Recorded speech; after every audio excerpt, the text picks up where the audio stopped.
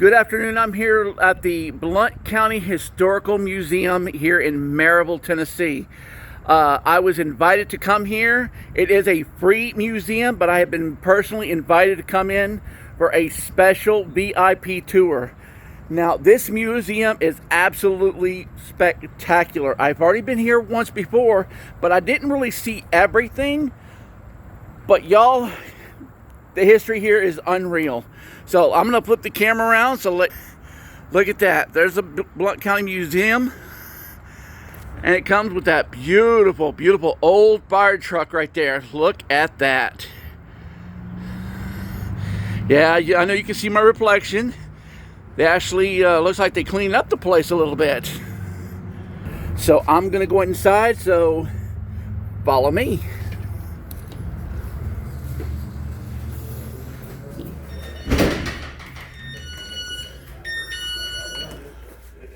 Hello, gentlemen. I am here with George. This gentleman right here. That's George, and this is David. So, everyone, they are going to take me on this little VIP tour of this beautiful, beautiful museum. Now, when you come down here, you're going to see some seriously beautiful things.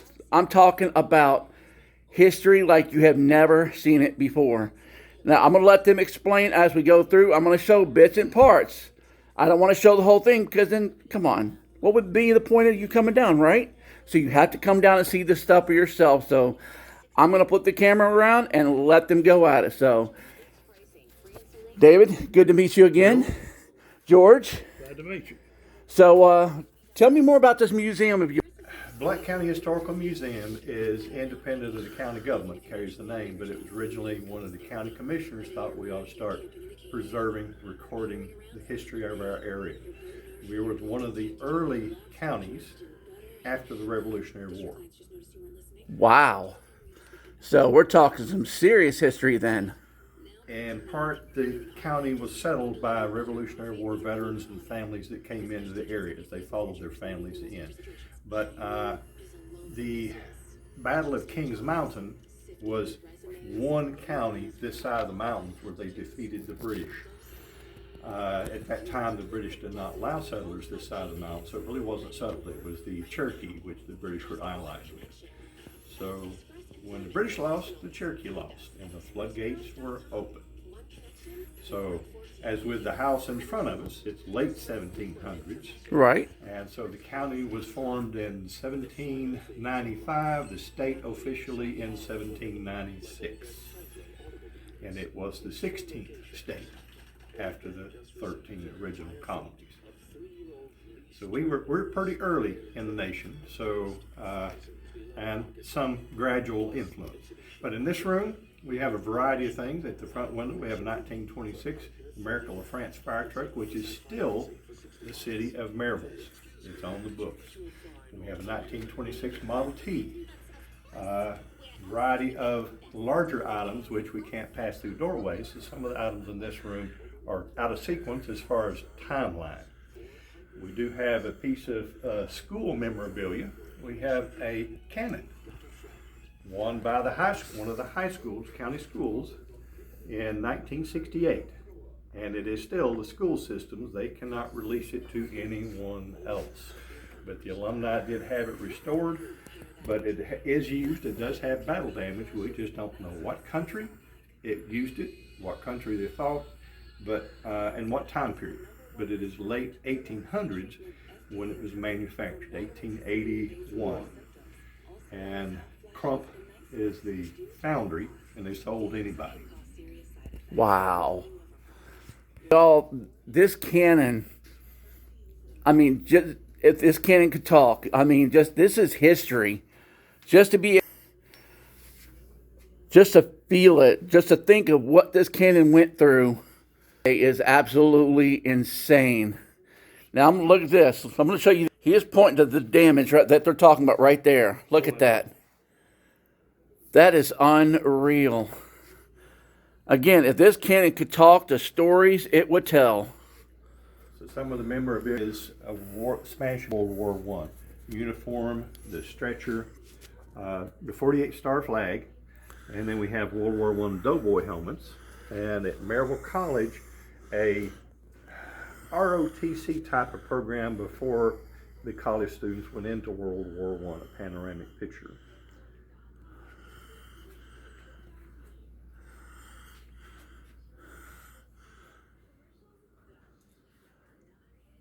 That is amazing. That is a beautiful piece right there. And that's something that carried on after CCC camps during the Depression, and that is helped develop our national park, which we're on the border of the Great Smoky Mountains National Park. They also researched cemeteries, documented church records, courthouse records, a variety of things that they did during that time that preserved many of the communities around and provided income.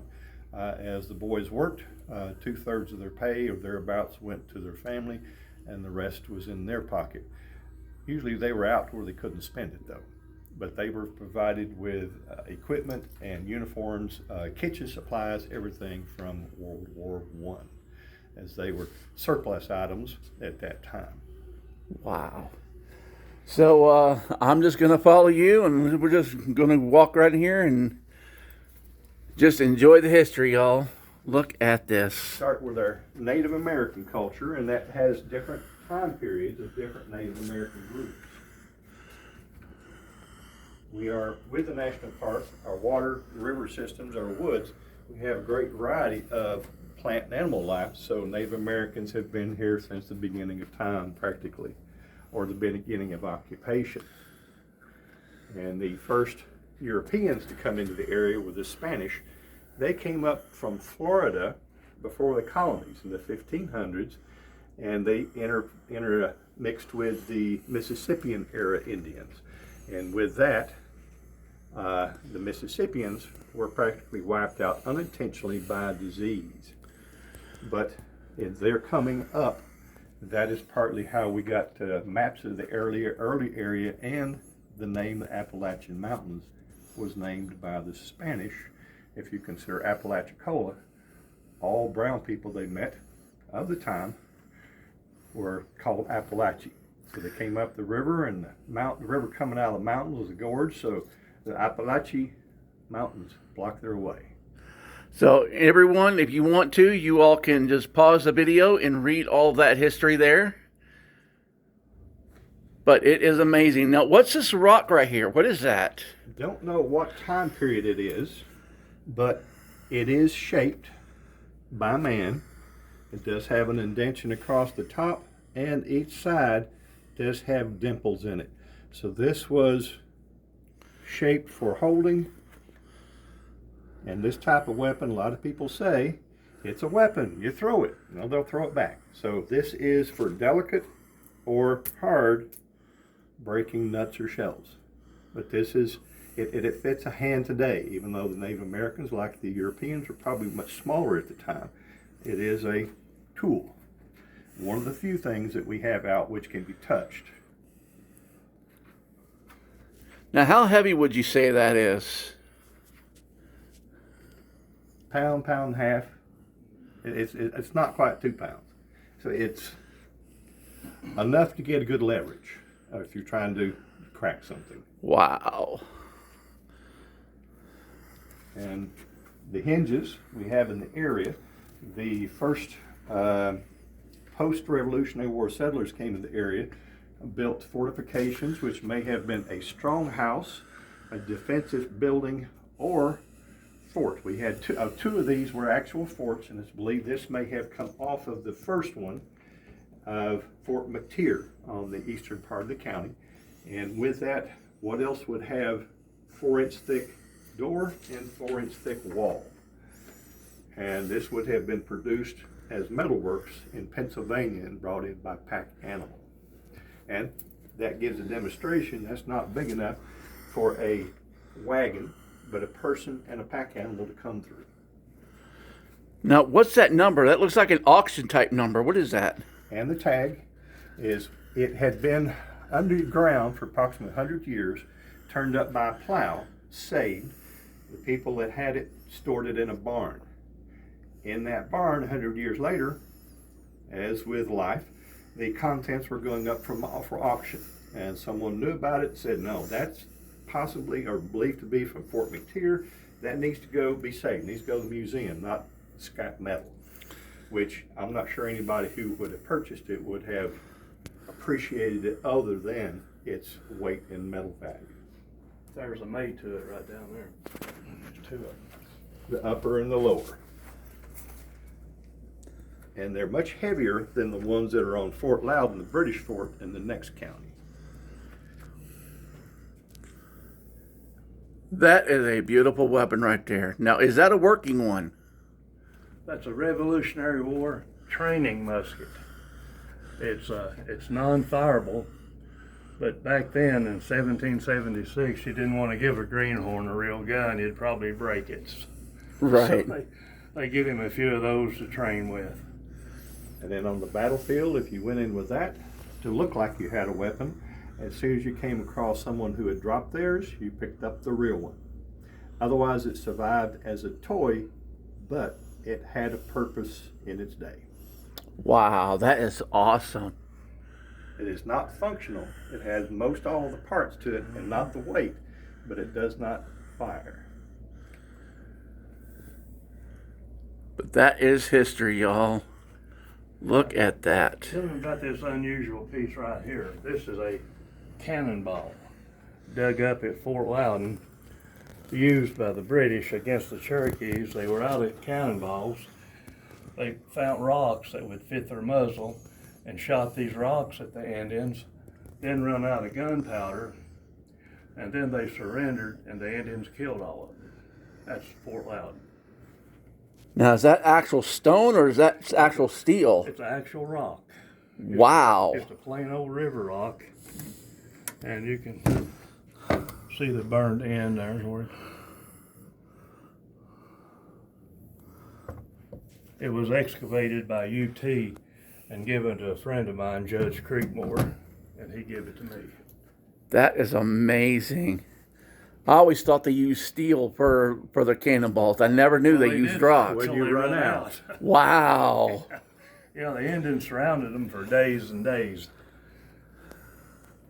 And currently there's a project going on in the state for remembrance of the Revolutionary War. Next year is the 250th anniversary, and is Blount County, settled by the Revolutionary veterans. This documented 180 burials in Blount County. Those who came, settled, established the boundaries, the roads, the court system. And so that's part of our heritage today, and some families carrying those names on. And wow. So it's documenting the burial site, putting an appropriate, if not up-to-date, military marker, and doing a biography and publishing of that in the newspaper, and possibly later next year doing a publication of the biographies. And the rifle here is a reproduction of the time period. It's in too pristine a condition, but is representative of the Revolutionary rifle they may have carried. And that is a musket or smooth bore, unlike the cannon, which has the rifling in it. So this is a project of the SAR, Sons of American Revolution, DAR, Daughters of American Revolution, and then the museum is participating in the publication of biography and display. But the other two are researching and proving and finding the grave sites of the individuals. That's incredible. So even the kids nowadays, even though they stopped doing history, they're still learning history through certain classes. We hope next year some of our board directors have addressed the school systems to try to put it into the curriculum next year as part of their studies. And thus we will hopefully be a little bit of a reference or point them to cemeteries. And some of them, maybe they'll find their own heritage. I see, and that would be amazing, just to realize they could do their own research and literally find out that they may actually have somebody who served in the Revolutionary War. And in the biographies, they hopefully are able to identify the various battles or time periods that they may have served. whether or not it was under Washington or someone else, but it would be the American Revolutionary veterans, not the British or Tories. Wow. So y'all, the burial sites you can easily look up online, or you can just come down here, do your own history, and who knows, you even there may be people in California that literally may have somebody who came here to fight in that war. So you never know. You may have somebody here and not even know it. So I would say do your research. And who knows? You never know what's going to turn up.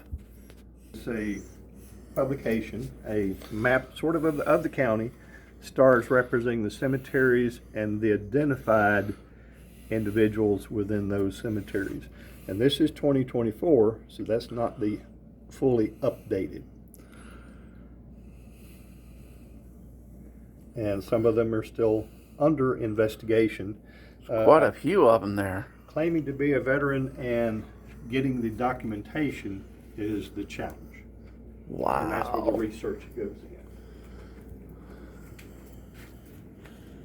And then we get into frontier and settler's life, and I described it in this area of the country up through the Depression, because many people didn't have electricity in the rural areas, and that was the purpose of TVA during that time, electrifying the masses if possible.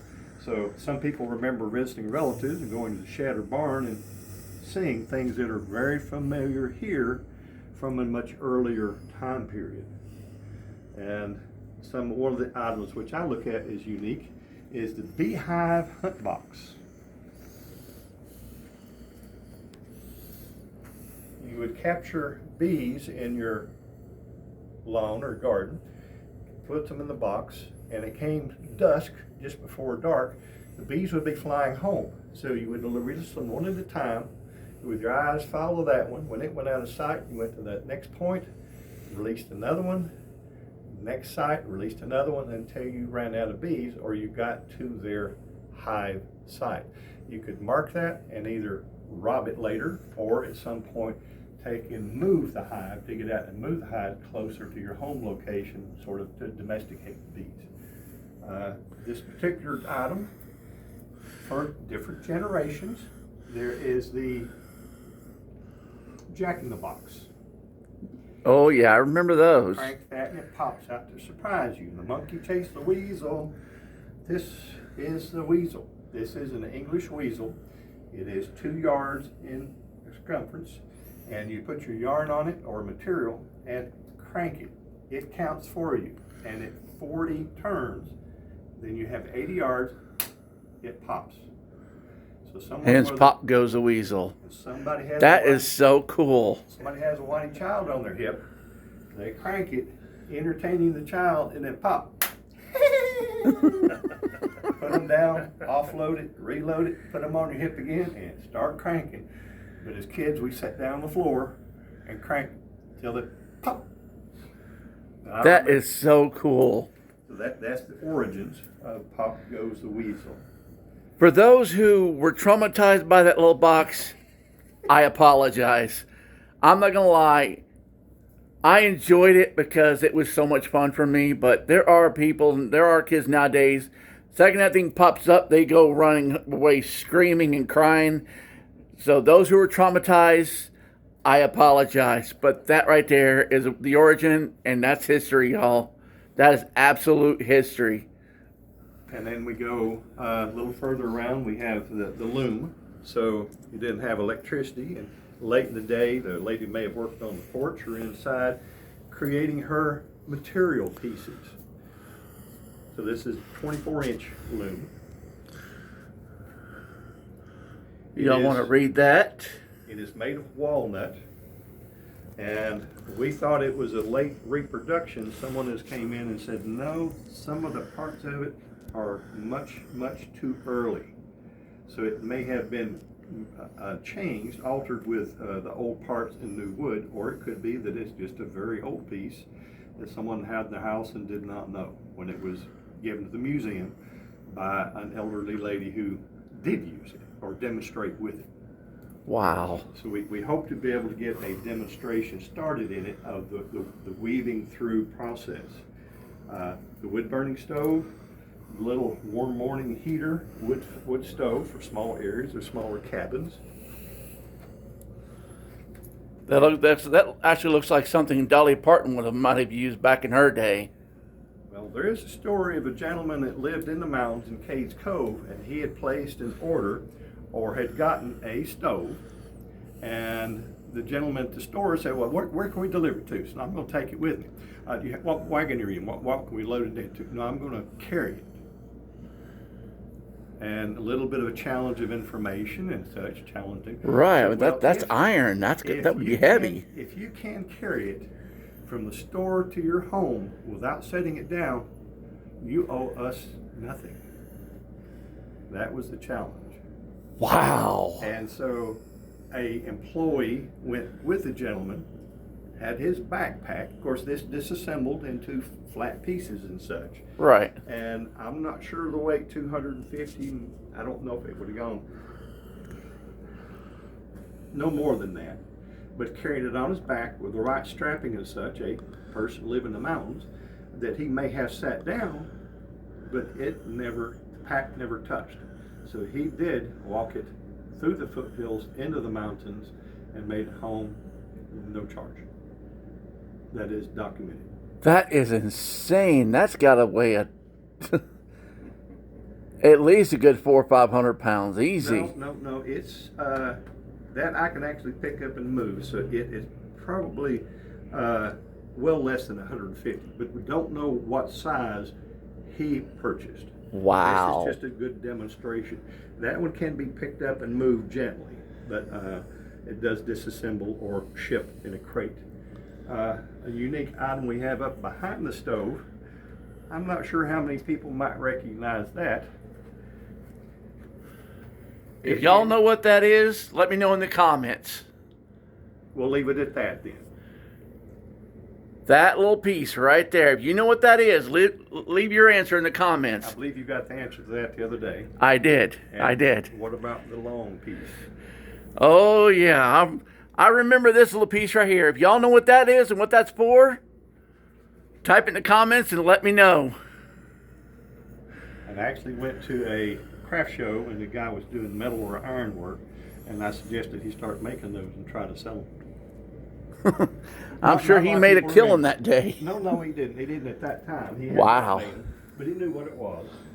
And then we're getting now into George's specialty area. All right, George, so what do we have All here? right, this is a cannonball collection, as you can see. I've got every size fired in the Civil War, all the way from a 1-inch all the way to a 15-inch that weighed 440 pounds. The barrel on that gun weighed 50,000 pounds. Here's a Wow. picture of the barrel. Thing is huge. This right here is a stand of grape shot, just like a huge shotgun shell. Oh, wow. Once you shot it, it broke into dozens of pieces. 25-pound stand of grape. Wow. Oh, wow. That has got some weight, people. That has got some major This right weight. here's a 100-pounder. That's probably a Confederate. Took a wooden fuse, a little straw-like device that went down through the wooden fuse. You cut it for the number of seconds you wanted the ball to fly. And all of these that had powder in them, these always sat in a wooden cup called a sabot. And this fuse always had to be pointing toward the end of the barrel. When you fired it, the flames leaped around the barrel and lit the fuse. And then you had 5, 10, 15 seconds. A lot of them didn't go off, as you can see. The fuse Right. is light, so that's the reason that some of them are preserved. Mm-hmm. This is a new modern type fuse. This is probably a Yankee called a Borman fuse. It had a little channel that run down through it, probably zinc or lead, and then the flame run down through that. And some of these now, I've got one here that I this 24-pounder. When I got it, it was fully functional, fully loaded, and I drilled it, took the powder out, and I put the powder in my cannon and fired it. Still shot. Wow. The history here is amazing. I mean, are all these pieces just donated, or? They're mine. I've purchased them over the years. Alone. So all these pieces are yours, like personal pieces. Yeah. Wow. How long did it take you to gather all this history? 50 years. Woo. Now here's a J.P. Shinkle. This is a real rare one. That's dedication, y'all. That is dedication. This was designed by Lieutenant J.P. Shinkle, Union Army. And here's the wooden sabot. The only one that's got the wooden sabot. It went in like that. Then that was disintegrated whenever it fired. And that's the same way modern artillery fires today.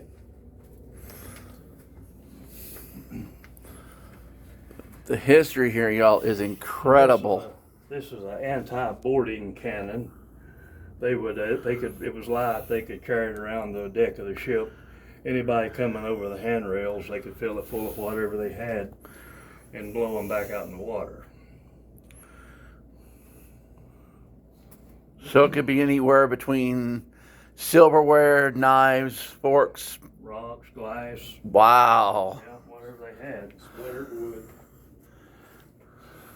Now here's something you'll get a big kick out of. You've heard the old saying, can you read that? Size does matter. It does in cannonballs. Wow. A large part of this room, or majority of this room, is Civil War remembrance between family heirlooms, collectibles, and reenactors. And George is a reenactor. He has 2 cannons, and so he does participate in items that way, which connects him with a greater community, which allows him to find some of these items as well, where people are letting them go. And then just recently, a person he has breakfast with, a companion of his, offered him a box, I don't know if it's a shoe box or larger, of bullets, buttons, and a hand chopper or sword that recently, just yesterday, I believe, went on display. It just came in yesterday. You haven't seen it. It's over with the. We have to see this, y'all. We have to see this. So let's go over here and look at this. Y'all, I'm excited. I've seen a lot of these artifacts already, and this is history. But this piece they're talking about, It was dug up in. they're right. I've never seen this. Look at this. So it's some old Confederate, probably his personal protection. That is insane. Possibly homemade or blacksmith made for the individual. That is These crazy. right here, that's called canister. They had a whole can full of those things. They shot out at the same time.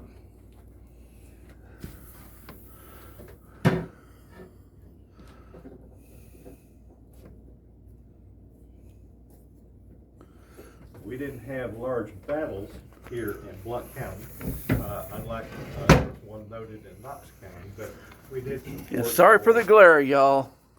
But look at this.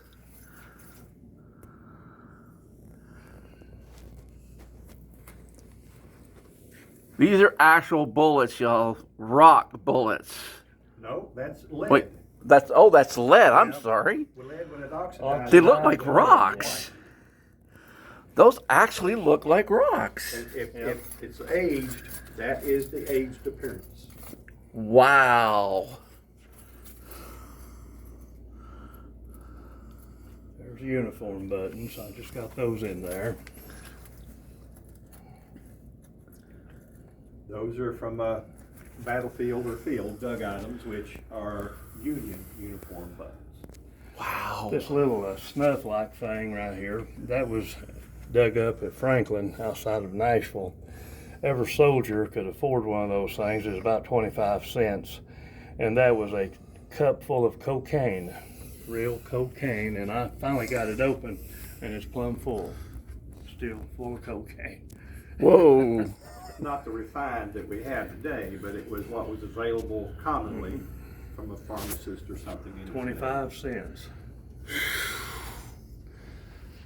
But y'all, the history, y'all have got to come down to this. If you are ever in the Maryville, Tennessee area, this is the Blount County Memorial or Historical Museum. Sorry, Memorial. I've got this place is just history, y'all. This is the Blount County Historical Museum, and y'all, I mean, I'm a history buff. I'm not gonna lie. I sucked in history in class. I did, but I love history. This is what life's all about. A lot of people say, video games, this, that, and no. This, what I'm looking at today, this is what excites me the most, because you never know what time era that some of these pieces actually physically came, and if you do, the stories they could tell. I'm serious, y'all. This is like, you never know. I'm like, you got... This is a Civil War newspaper, actual, real Civil War newspaper, the Harper's Weekly. Judge Dugan gave us that here a couple of weeks ago. Wow. All those pictures are hand drawn by the photographer, the artist. They didn't have a camera, so they drew all the sketches. Wow. Look at the knives. Now, I'm a knife collector myself, but even still. That type or folding knife was available in the Civil War, but this is a local club showing a variety of timepieces as far as the folding knives. Everybody would have had a pocket knife for sitting on the porch and Just sitting there whittling away. And in some camps, the lead bullets or other items, you spent most of your time in camp, not marching, not in battle. Most time was in camp, so they would carve the bullets. And at one time, a gentleman's collection was in here, and he had over 400 carved lead bullets, from chess pieces to crosses to all manner of things that they would set as different skill levels of the different people in the camp, and that they would challenge each other. And of course, when they were done, start another one. Wow. Rifles used in the Civil War, rifles and muskets and revolvers. War being the great innovator of change. Mm-hmm.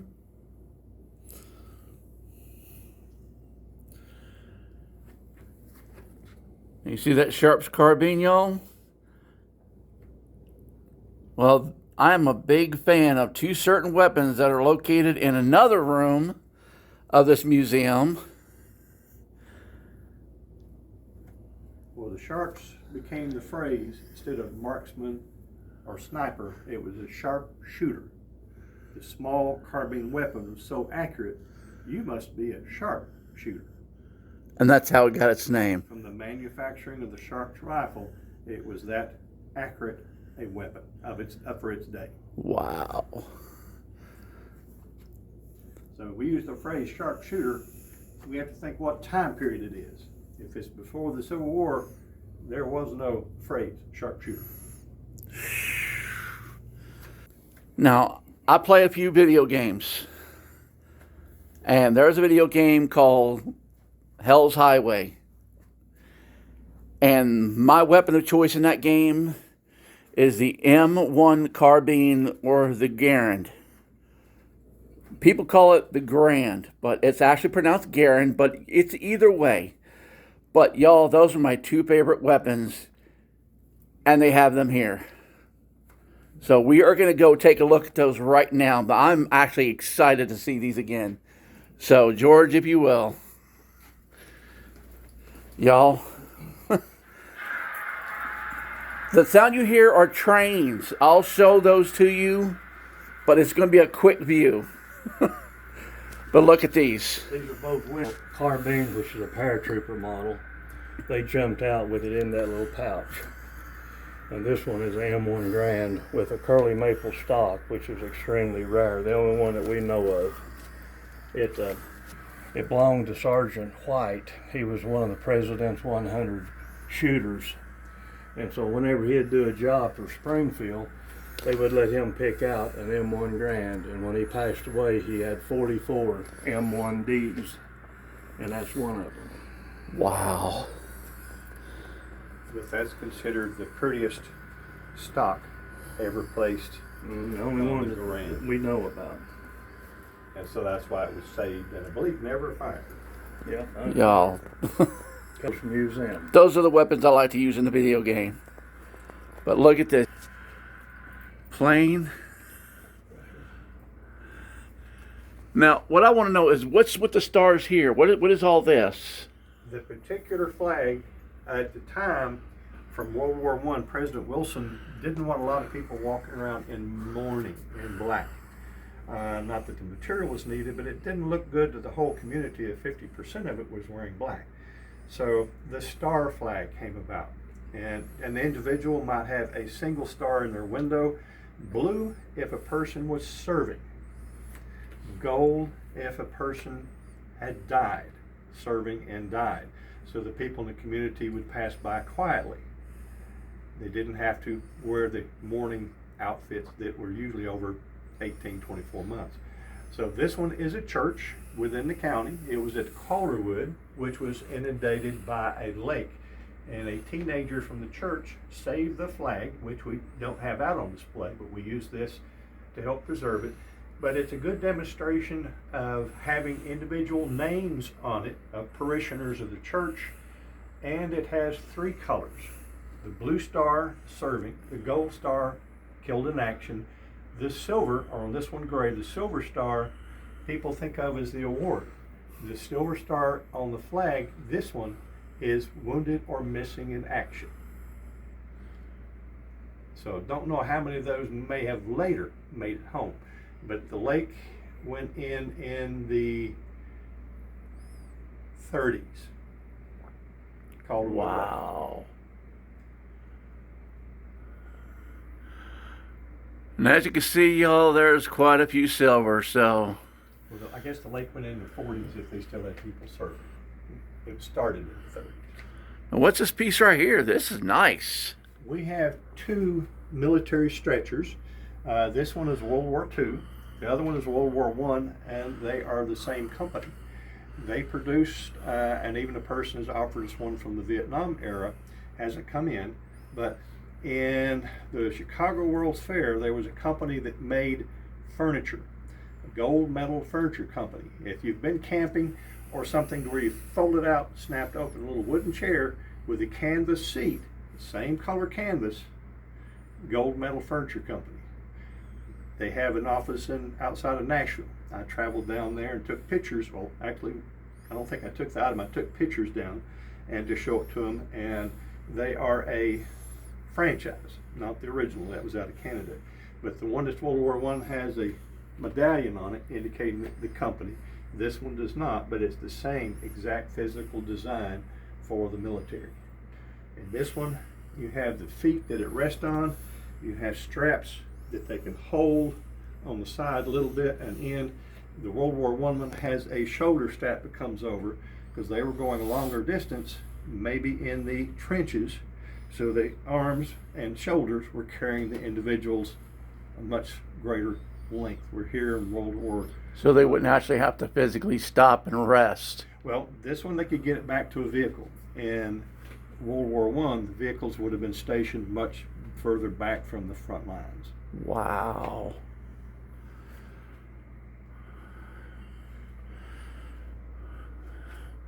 See, even Dr. Seuss went to war.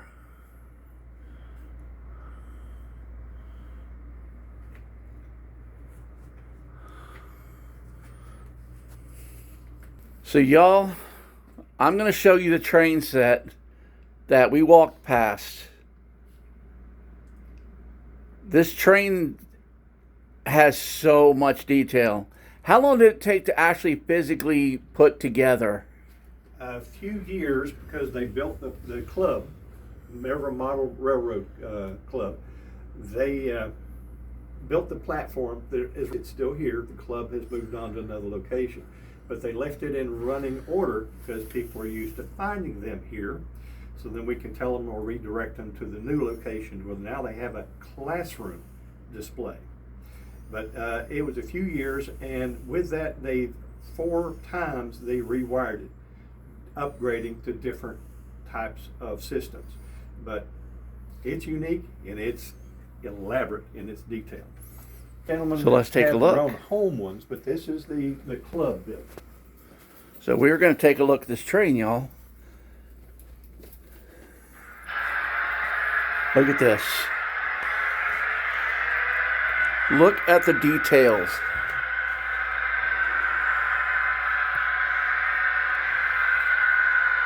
This is incredible.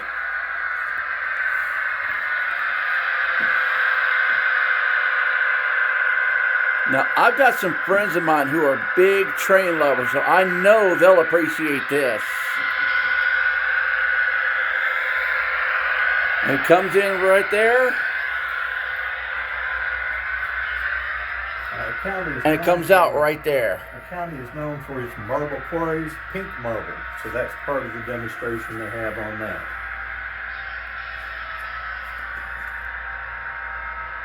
So it looks like they're actually doing some construction over there.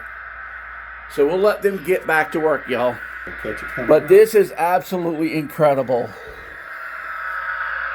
Look at that. There it comes out of the tunnel there.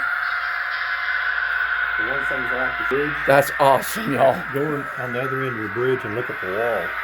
Now watch this, watch this. See this the other day, watch this. Look at the wall.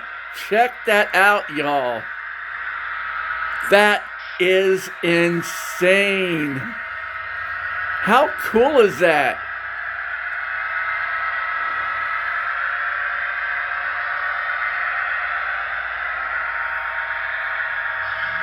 How cool is that? Y'all got to see this firsthand. But if when y'all come down to Maryville, Tennessee, you have to stop by the museum. There's absolutely no charge. It is free. All they ask for is if you leave a donation to help keep this museum running. And believe me, you want to do it. There's so much history here. It is incredible.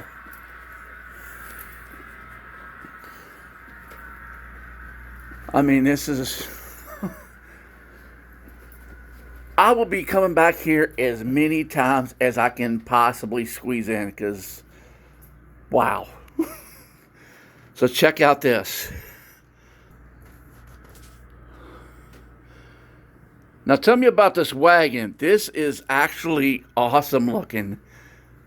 Local family gave it about 12 years ago.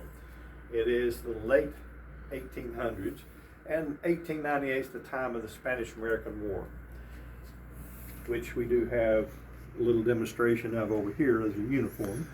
But this is a Sunday go-to-meeting type of carriage. You have 2 seats and barely any space in the back, so you wouldn't be getting supplies. But in it we have various harnesses, things beneath it. We have a couple of saddles, including a lady's side saddle that came in just this year, the crockery jugs, and various farm implements. The quilt on the wall is local. We have Maryville College, and in the day, the girls would have been in the college maid shop. They did make domestic clothing uniforms, but this was a contract for a Quaker community, a school, for their uniform swatches, and so they made the fan pattern quilt for them, and that was in 1926. The car behind you is our other 1926, the Model T. One family with a father who first acquired it. That is pretty, y'all. A son which had no children, and so it came to the museum on the advice of a relative that it needed to stay within the community. So it is a fairly nice item. Fairly nice. This is insanely beautiful. This is very well maintained. 20 horsepower, and it was never garage kept. Until it came to the museum, it had never been fully enclosed. It had been in sheds and barns, but never completely enclosed in a garage type of situation. So That is a it's beautiful unique. vehicle.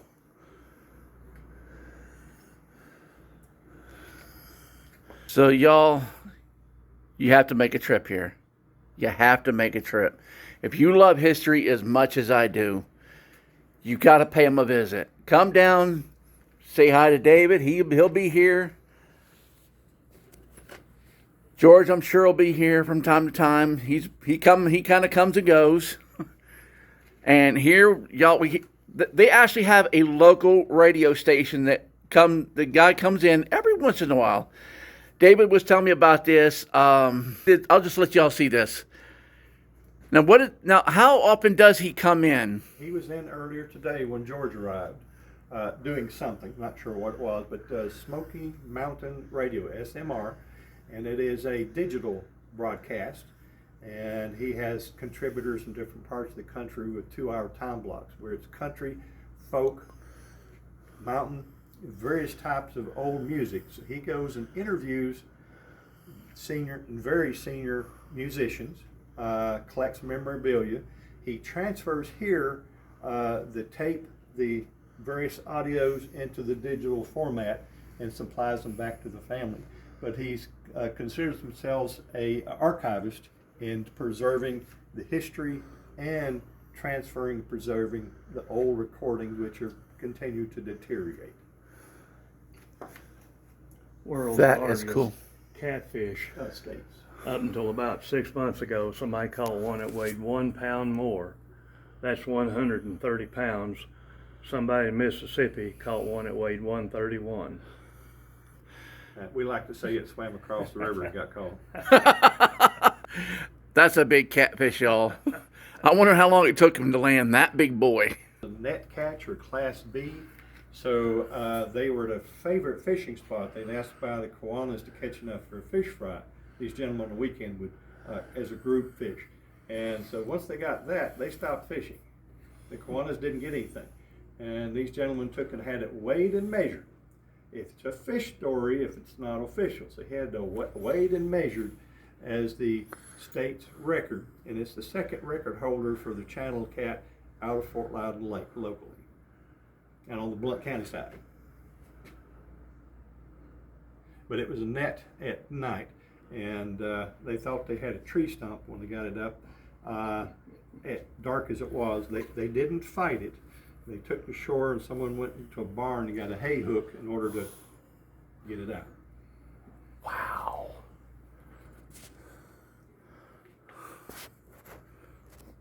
All right.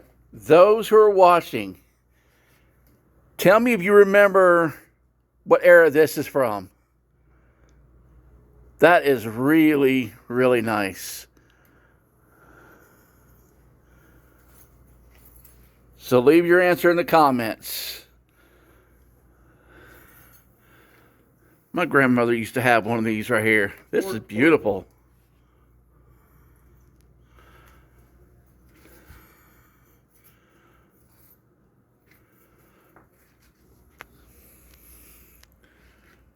So these are some of the uniforms.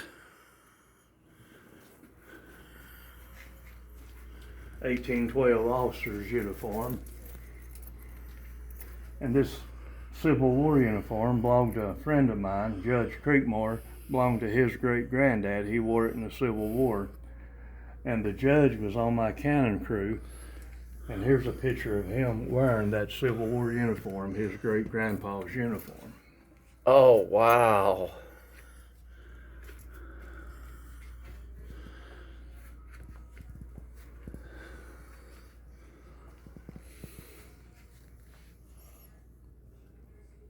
This soldier right here, I had to measure his waist when I was putting it on that mannequin. And he was over 6 feet tall, and his waist was 24 inches.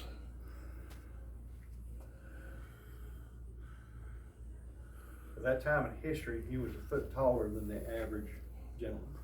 Wow. So he was a big target on the battlefield. Yeah, I'll say he'll be like, hey, let's take that big boy down.